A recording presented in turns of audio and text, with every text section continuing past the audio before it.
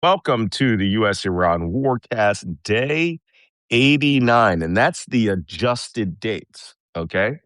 Day 89.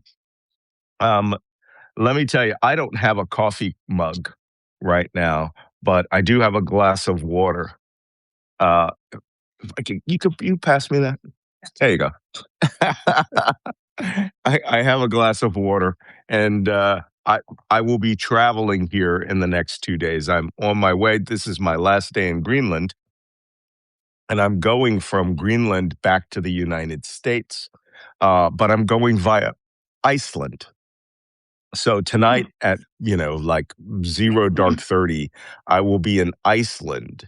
And then tomorrow I'll be doing this from Iceland, from Reykjavik, uh, which is interesting because I've been around. I've been through Keflavik like 100 times. I have never been to the capital, Reykjavik. So we're all going to learn something new. And then on Wednesday, of course, I will do like before. I will be airborne and I will be doing this show from 33,000 feet, making little comments so that I understand live streaming is a naughty, even though I'm paying like 30 euros for the Wi-Fi, right? What do you care whether I'm live streaming? So I will be just popping in and out of the show to make commentary. And you know what will happen, right? We'll like go to full scale war or we'll go to full scale peace. But I doubt that any of that's going to be happening because based on the way the situation is, this little slap fight club that's going on is ludicrous. So this is my cup for today. Actually, I want to get one of those Nook bottles, these plastic bottles that they have that you travel with. What do you got there, Jacob? Geez, that looks like a nice cup of coffee. Danish TV2. Oh, TV2. I just saw them. They're here in force. They have they have a permanent crew here now. You know that? They have they have permanent journalists here. And Waj, what are you doing there? You got a mug or no? Oh, yes, it's a different one. Container. That looking at that, I swear to God, that mug reminds me of a genie. Of a genie. Genie's in the bottle. Genie is in the mug. Is in the mug. Okay. It's out of the mug. This should be my next pet's name, Genie. Genie. That's what the gene.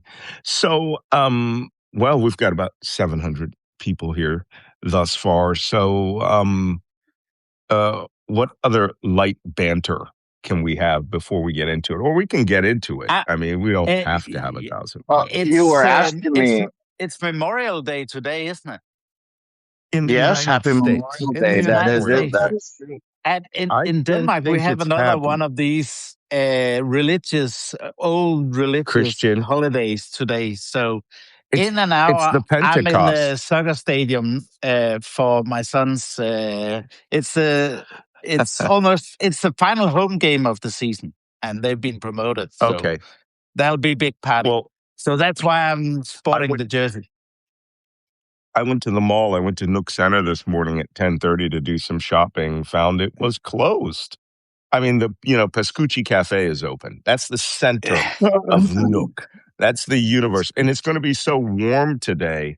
They have the tables outside. They're cleaning the tables because it's going to be sunny and about 10 degrees today.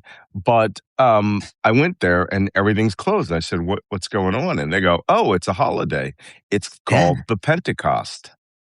Yeah. So if any of you can explain, I'm Catholic, so I should know that. So, but if any of you can explain, I can't explain. I can't explain. We have all these religious holidays in Denmark, and no one knows what it is, but it's nice.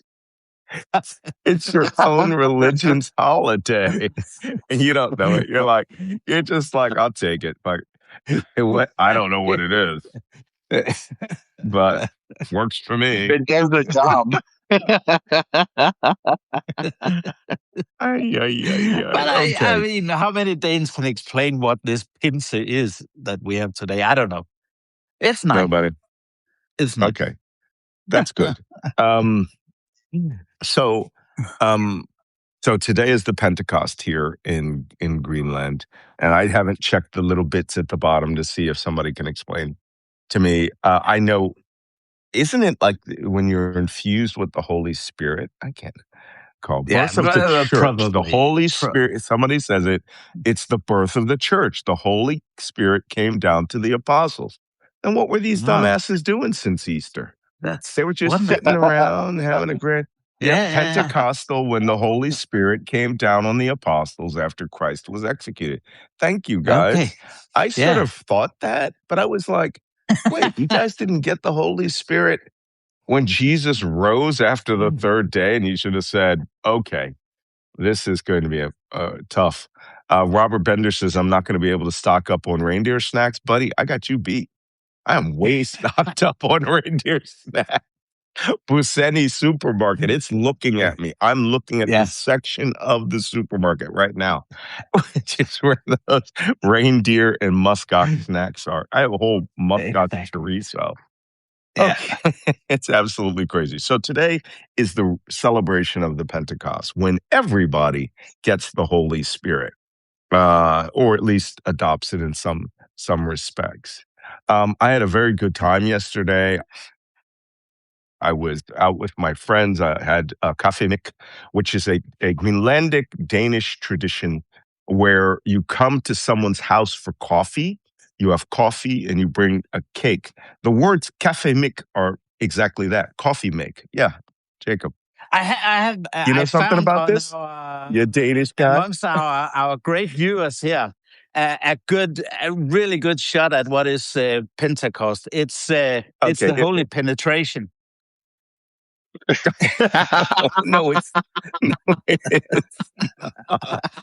no, it's not. Well, I thought it was. I just noticed here while you were talking. Juanita says it's 50 days since the resurrection of Jesus Christ. Yeah, that's correct. Probably something. So we need to come up with a Pentecost for this war. Okay, because we're well past 50 days.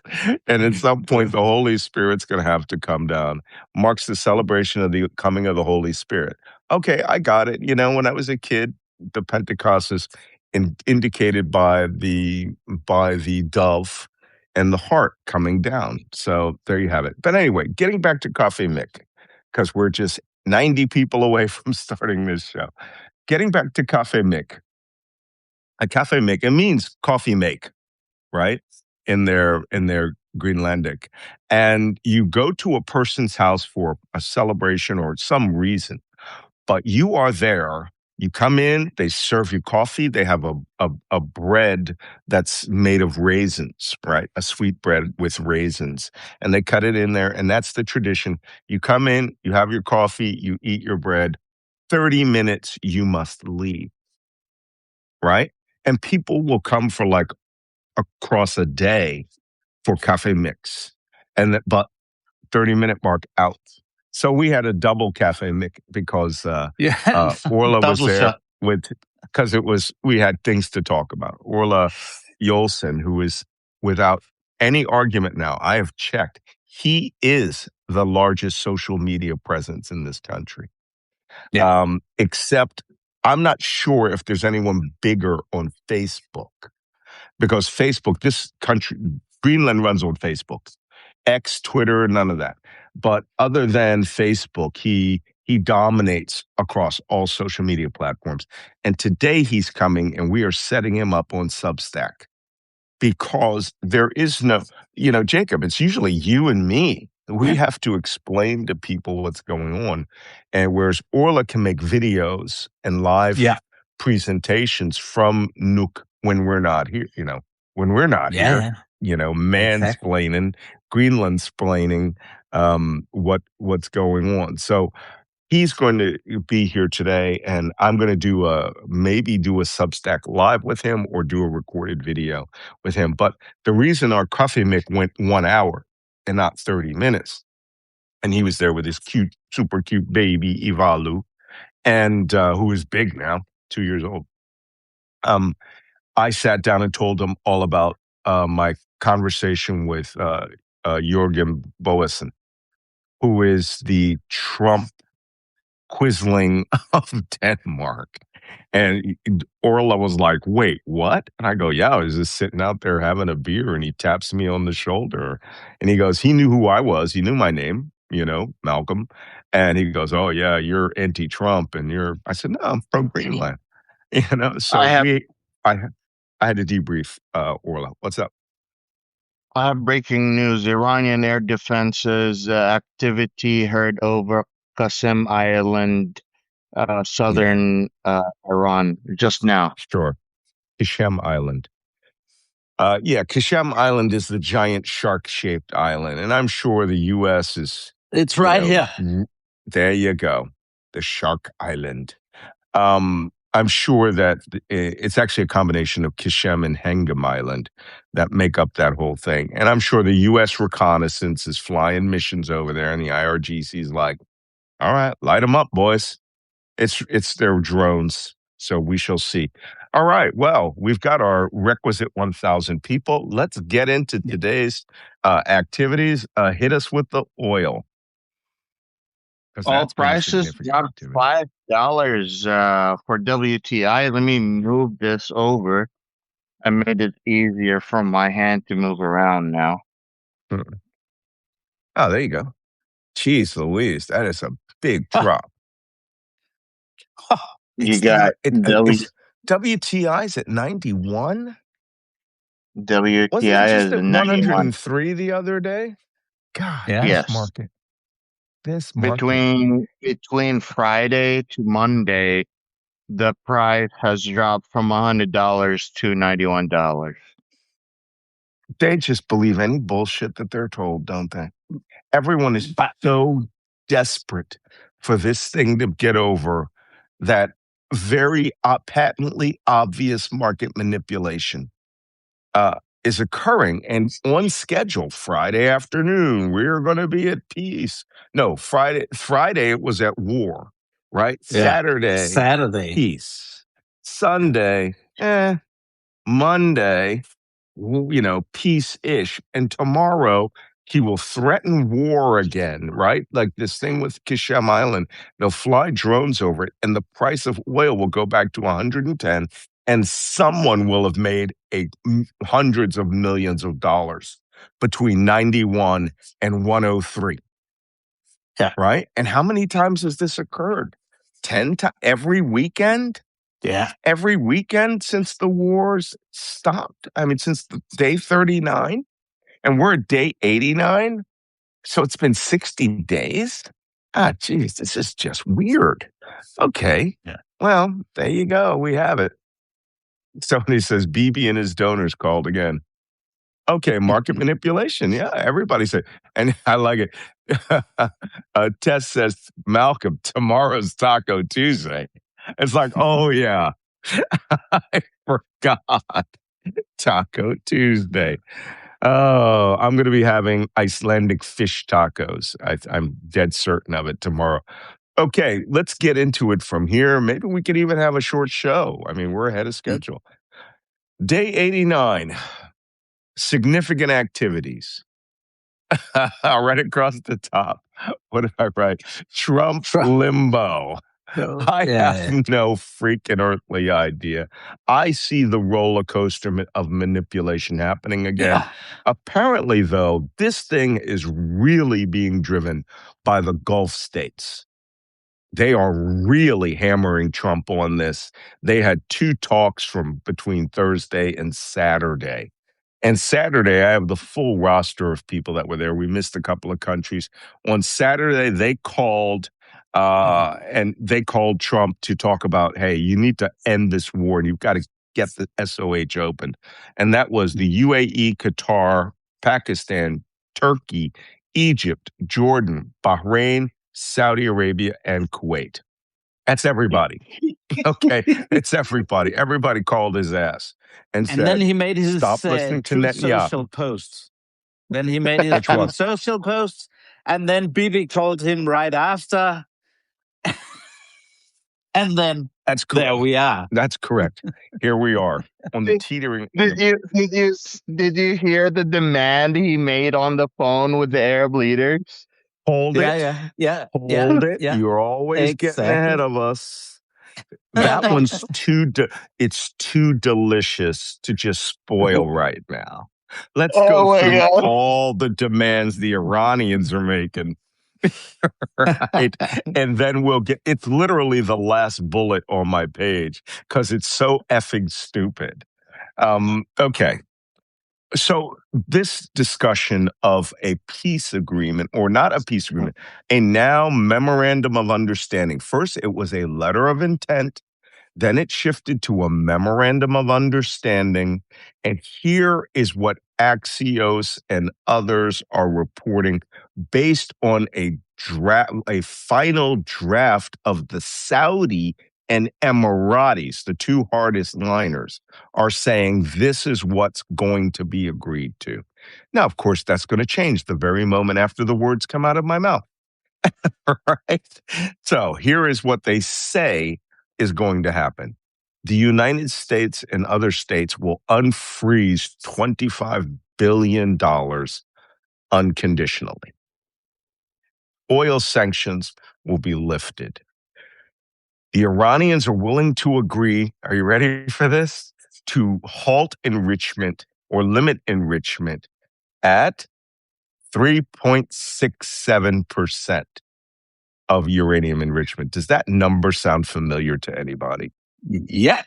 It's right out of the JCPOA. It's the same number Barack Obama got out of the JCPOA. And what I find hilarious is, the Iranians agreed to that number so that Trump would have to agree to something Obama did. Yeah. Knowing it would just tear his heart. You could almost hear him say, no, go ahead. I'll let you have 4. Yeah. Right, 4%. Just don't make it the same number as Obama, right?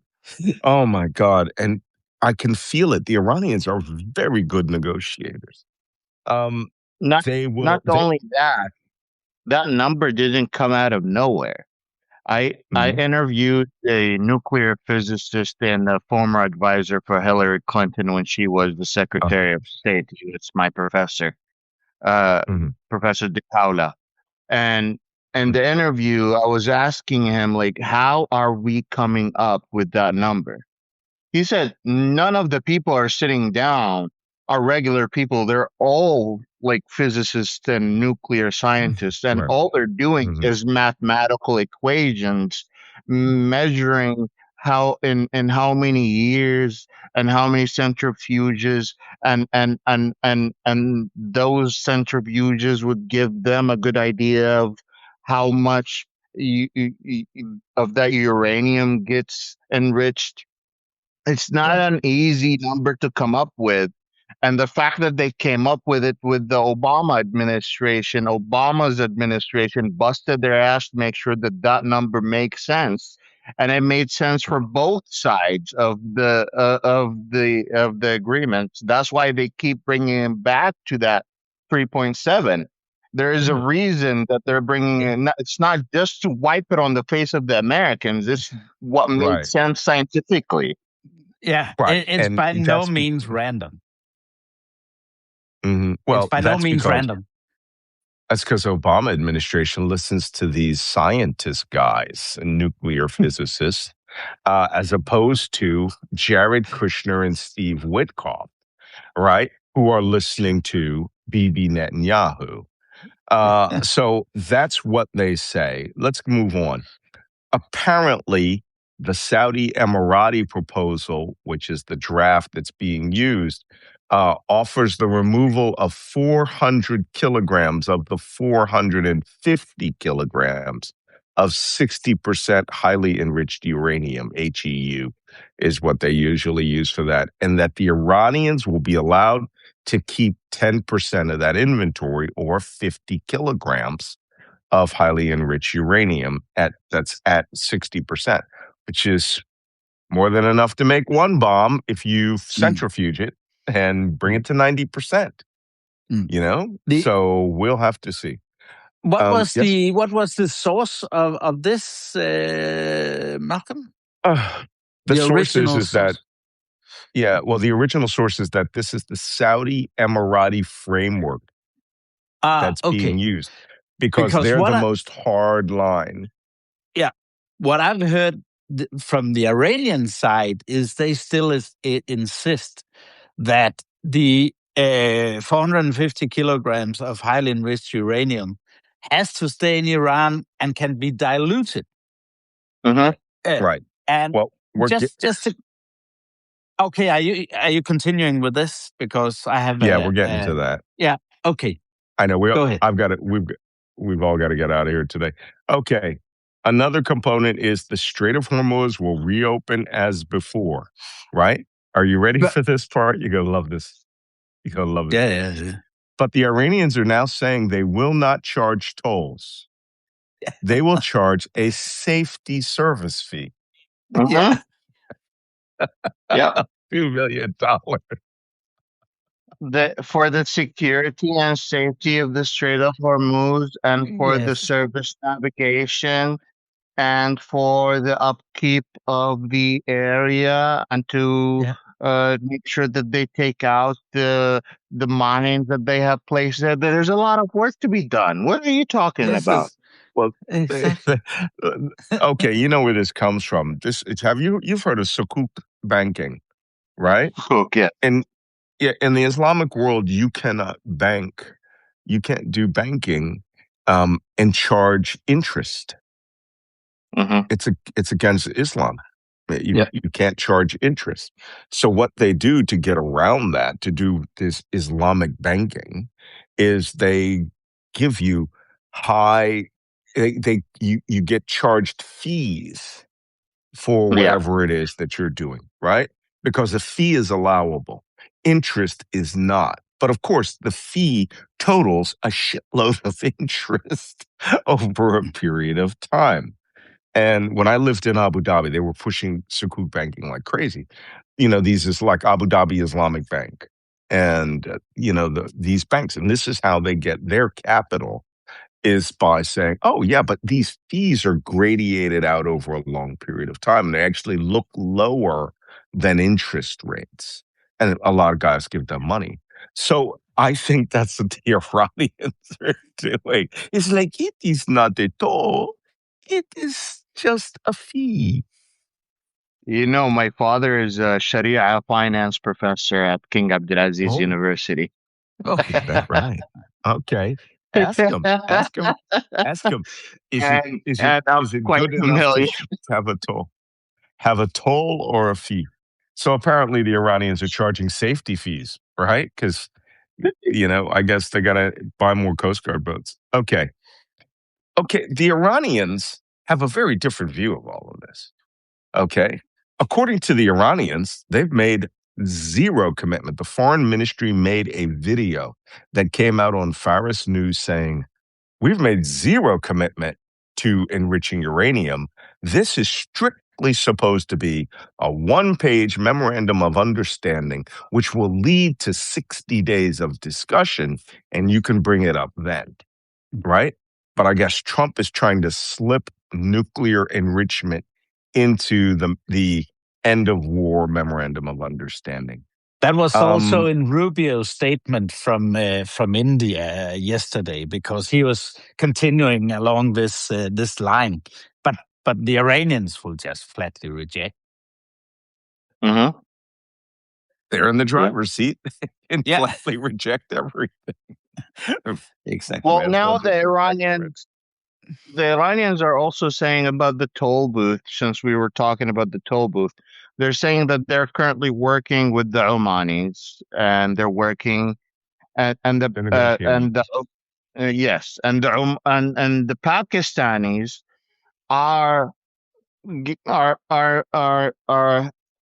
have a different idea. And their idea is that the Iranians should work with the UN in order to make the toll to charge the easy pass. Yeah, the toll booth. Right, to charge that toll booth. Right. And so there's few ideas floating around, and I don't know how that works when you have few ideas and different countries pushing different things. How does that work at this point? I don't know. And we're going to talk about the Omani-Iranian discussions here shortly. We mentioned them yesterday. But I just want to do a little math for you. My friend Wendell Pierce actually went through all of these things, the actor. And he said he did a calculation of how much it was per kilogram that the United States would be paying if they let that $25 billion goes. The actual price per kilogram of the highly enriched uranium, if they got it in exchange for that money, which has not been guaranteed by anybody, the Iranians haven't agreed to it, would be $155 million per kilogram. That's 2.2 pounds. 155 million. Or what is that? That's about $176 million a pound. $76 million per pound of uranium. Quite possibly the most valuable commodity on this planet if Trump authorizes. They have at least more than 1,000 pounds. They have more than 1,000 pounds of that. That's yellow cake. So around about 1,000 pounds, yeah? Yeah, about 960-ish pounds. Yeah. So it doesn't matter. It's money, baby. It's going to be raining money. Yes, Jacob. I'll just explain briefly for our listeners that the threshold of 3.67% is what is defined as, a scientific necessity, or justified within, scientific needs. And then it's not, just a scale where you can say, okay, 3.67 and then up to 20% or 60%. You just add it up.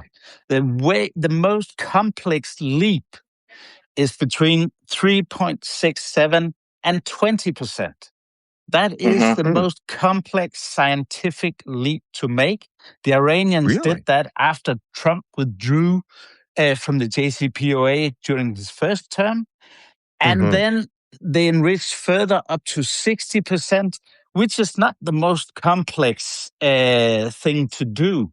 And then from 60% to weapons grade is really, really easy and not time consuming. So the trouble is, for all the people, including myself, that wouldn't like to see Iran have a nuke, and that is, how do you unlearn all that science that the Iranians have practiced since Trump withdrew from the JCPOA? And that's actually the real problem, because you can't obliterate it, to use a Trump term, and just say, well, now it's gone, they can't do it again, because knowledge exists in all these scientists' head, and it's within the regime now. And that is actually the real problem. And that's a problem of Trump's making during his first term. Well, that's why the Israelis and the United States made a big point of attacking the main university in Iran that's studying nuclear energy and nuclear weapons. And they made, Mossad in particular, made it a point of assassinating most of these scientists they could get their hands on. And the grad students. Yeah. Yeah. But the knowledge is already there, and it's ingrained. So there's no empirical evidence at all that you can bomb away and then this will go away, because the knowledge is there. It's within the regime, and it will just continue on from there, unfortunately. If I remember from sorry, go ahead. I was just going to say, it's still in the cloud server, guys. Yeah, the recipe it is in the cloud server. And it's just like, okay, listen, guys, 2 of you are getting your PhD next year. Let's go ahead and give you an opportunity to get your doctorate here in enriching uranium from 3.67 to 20%. But if you don't know it, here it is. Yeah. Right. simple as that. Yeah. Just handing it to you. You know what I'm saying? Alas, okay. Somebody has reminded me that we did not put the questions up, so I'm going to put up the question form now. For those of you, it'll be on a Substack chat. And let me go on to the last bullet points of the day, and we can go to the questions. According to the Saudi Emirati version of this story, Israel really doesn't get anything unless they take the uranium out of Iran. And by leaving 50 kilograms in Iran and the Iranian having all this know-how, it's a lot harder for them to do anything. Okay. I was really going to say something important. The Obama administration said when we were making an agreement with the Russians, we said trust but verify. But when they were making this agreement with the Iranians, there was no trust. That's why the nuclear I forgot the IEA.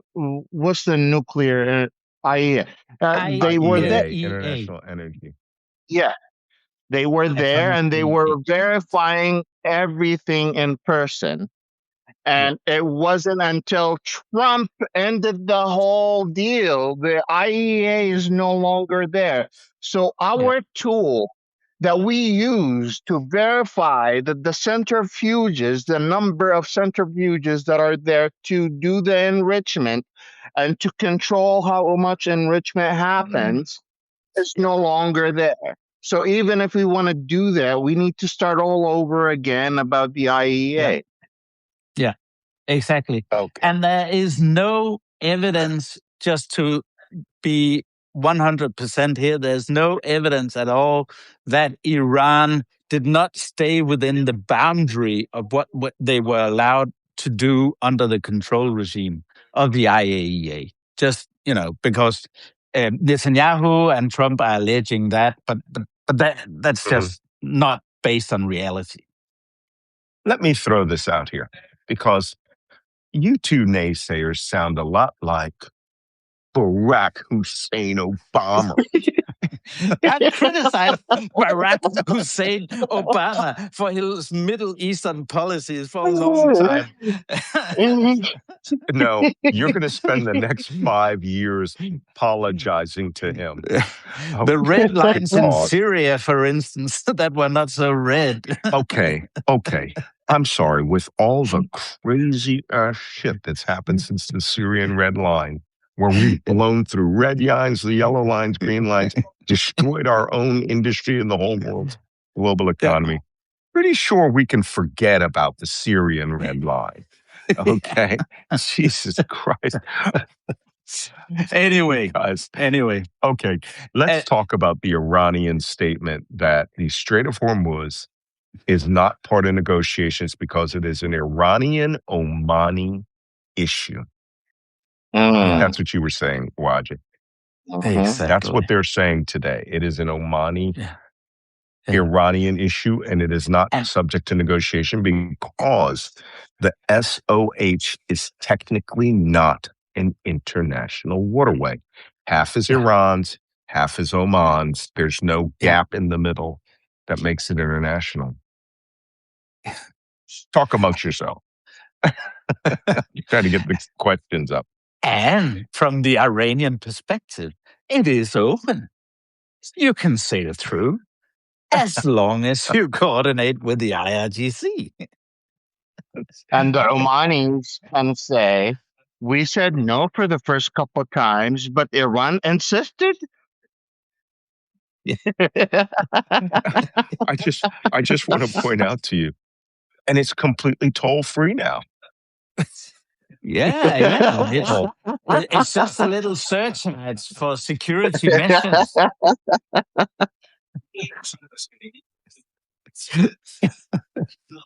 Oh my God.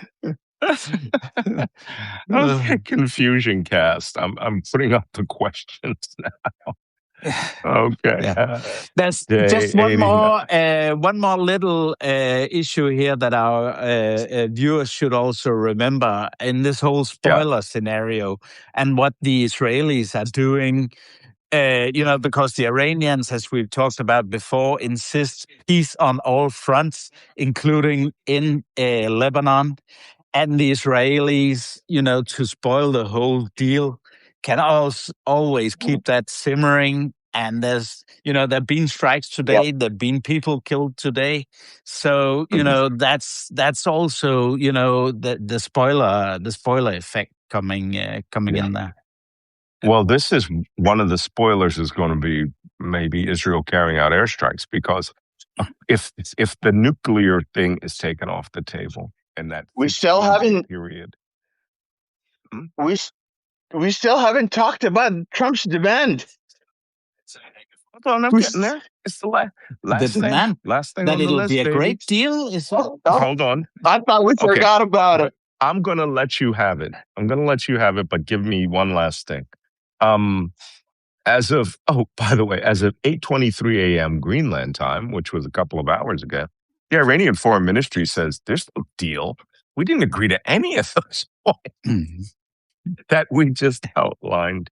But to show that they're nice, 2 Qatari liquid natural gas carriers went out of the Strait of Hormuz yesterday using the multipass for a small service fee. What did you call it? Was security service fee. Security. Okay, Wajeeh. Let's talk about the crazy demand Trump made on Saturday. Talking to every Arab Muslim leader in the world. Oh, yeah. Okay, yeah. And now they're all expecting, they're talking to Trump. They're all serious. And then he goes, if you want me to end this war, you have to sign the Abrahamic Accord right when we end it. And no one, it was like crickets. No one responded. It was met with silence. And then he goes, are you guys still there? They're like, yeah, we're here. We're still thinking about, we're processing. We're processing. It's still processing. We're processing it. We need to think about it for a second. Hold on. You said what? So you started this war. You and the Israelis went to war. You make this whole economic problem. And now you want us to sign an agreement with Israel because you started a war. Normalizing all relations with, let's go over that list again. Egypt, Kuwait, Saudi Arabia, Qatar, Pakistan, Turkey, Jordan, Bahrain, Kuwait, the United Arab Emirates, all must now normalize relations and reward Israel with a peace agreement that ends all hostilities and now opens embassies in all of those countries. Really? You think you're going to get that one? That would play really well. Silence. Met with silence. That's my favorite part of the article. Okay. The Saudi crown prince told the Western media he couldn't sign the Abrahamic Accord because he fears being assassinated. He said that openly. He said that openly to Western media. Like the Jordanian military openly called the king and told him, listen, if you don't take a harder stand on Israel, you better step aside and put your brother as a king. We're the one protecting you. Somebody wrote, hold on, I'll tell you who wrote it. Melanie Dimitri Chalikos. Anyway, she goes, Nobel Prize for sure. Definitely. Double thumbs. Yeah. This is the worst period of American history. Foreign policy. Just the worst. This makes the whole... Okay, let's go to questions, guys. I'm sorry I even brought up Obama's red line that wasn't a red line because, you can't compare to what's going on now. There's a question about Qasem It's Soleimani insane. as a general and strategist. How important was he as asymmetric warfare? Brilliant. He was very good at turning a terrorist organization into a global hybrid asymmetric terrorist organization. And like all great asymmetric warfare leaders, he was killed in an asymmetric fashion, right? By hellfire missiles fired in a country that he thought he could just cruise around Iraq. I have no idea why he thought he could do that. Okay, let's move on to real. I was on the way Hey, from the Baghdad International Airport to the what? Green Zone. BIA. To the Green Zone. Many of people have died on that road. Route Irish, baby. Route Irish. I lost six people on Route Irish. 4 in one attack. So, you know, but I guess, how do you say Route Irish in Persian? Route Soleimani now. That's what you call it. Ryuzaki, one of our most ardent, loyal listeners, says Pentecost is 50 days after the resurrection, when the disciples and apostles were in Jerusalem for Shavuot, which just happened, or the Feast of Weeks, since they were Jews and participating. The uniqueness was that during the gathering of the disciples started preaching while speaking in all the languages of the Jews traveling to Jerusalem for Shavuot at the same time, hence the attribution of the Holy Spirit in Acts 2:1-42. Why, thank you. And it's the funny thing is, I because I get all of my ballistic missile alerts from Israel, I know all the Israeli holidays. And Shavuot just happened. So they all got the Jesus spirit and transformed into the apostles of the new religion, aka Christianity, after that. So Teresa Silva says, are Saudi Arabia and Israel, this is for you, Waj, genuinely converging strategically or simply cooperating out of temporary convenience?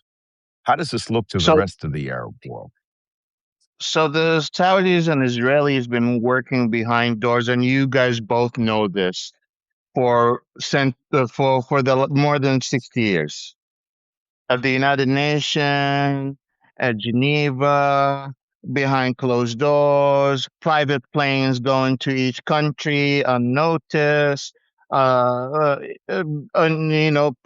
yachts going in unknowingly somehow and stopping in ports, and they would send their own agents or princes, and they would have talks. And those are seen, as on one hand as necessity, because Saudi intelligence is based on U.S. military intelligence, and a Saudi anti-terrorism task force worked with the Mossad and the Saudi government in order to track people like myself or any member of the diaspora would pay the Israeli government for access to a software called Pegasus, for example, to hack my phone or the phones of whoever is criticizing the Saudi government. So that relationship is necessity, out of necessity. The crown prince would have signed the Abrahamic Accord if he did not see any threat on his life. But here's what you guys don't know. My insider information tells me that the king and his advisors are very anti-Israel, and they have pulled away some of the crown prince's powers at some point because they saw that the crown prince was pushing too much toward liberalism, and the crown prince basically got a slap at the back of the head from his dad and his close advisors. So the crown prince is genuinely afraid of people around him. He doesn't trust his father's advisors. And they genuinely took away some of his powers using his dad. And he's waiting for his dad to pass away so he can assume all power. So that's what you are dealing with in Saudi Arabia that no one is telling you. Interesting. That's fascinating. Okay. I Guys, think also for our viewers, ahead, it's interesting to know that there's a deep intelligence relationship between Israel and most of the Arab states. And why? Because when you talk about the threat perception, the Gulf Arabs and the Israelis have been in agreement that the main danger was actually Iran and the export of Shia radicalism, and they cooperated around that. But I'm not so sure that it continues to the same point today after what Israel has done the last year and a half, especially, and everything they've been doing now in Lebanon, etc., that is simply going too far, and also with these right-wing radicals in the Israeli government that clearly want greater Israel. And so these security relationships that are deeply ingrained, might come under strain, actually. We'll see. Understand. Okay, guys, we're going to quit early. We've gone through all the questions, we've gone through all the confusion, and now we're just a little less confused. But I'm sure that will end in about 10 minutes. So let's reconvene this time tomorrow. I will be in Iceland. Jacob, enjoy your son's soccer game and your Pentecostal day off. Wajeeh, enjoy your genie mug that you Thank you. there. And I'll I'm switch just going to chillax. to a big tap beer from tap. Yeah. Okay. In the stadium. I've got to. I'm actually going to be doing Mario Nwafal's live show on X here in about 15 minutes. And Waj, I'm sure you have a Q&A going. Yes, I do. But I do need everyone's help to reach 10,000 subscribers on Substack. Follow that guy. Would you please just press the button up there? I'm pointing to it right there. Press that button and up will pop a box and you just press subscribe, and now you've followed Wajeeh. There's 1,600 of you. I'm sure you can afford to go and get a free subscription from that guy and help a brother out. Okay. If you're watching this on YouTube, too late. You're watching a recording of our Substack live from malcolmnance.substack.com. Come join Substack, or more importantly, join YouTube. If you're not a full subscriber at YouTube, you can do that. Also follow Jacob Carsbo and Wajeeh Lion on Substack as well. And you can watch this program over and over again. All right. Thanks, guys. I will see you all tomorrow from the tiny, tiny, tiny island of Iceland compared to the ginormous island that I'm on now. All right. See you tomorrow. See you tomorrow. See you later. Bye-bye.